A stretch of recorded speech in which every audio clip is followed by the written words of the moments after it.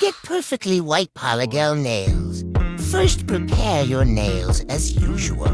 Apply a thin layer of base coat, white polygel. So I will show you how to get perfectly white polygel nails. First, form a thin layer of polygel on the dual form, then stick it on your real nail. Remove the false nail tip. And all the time when I use white polygel, same problem. It doesn't look good. All you need to do is just use a second thin layer of polygel to conceal problem areas, focusing on the apex and cuticle areas. Remember, never waste the product. It is better to apply it more where it not enough.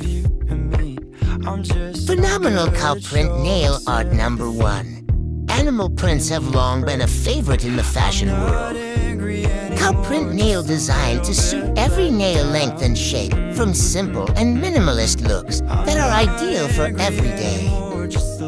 Try out black and white spots if you love the classic. Spring summer nail art inspiration number 2. This nail design is inspired by Miley Cyrus' song. I can buy myself flowers, write my name in the sand. Talk to myself for hours, say things you don't understand. I can take myself dancing and I can hold my own hand. Yeah, I can love me better.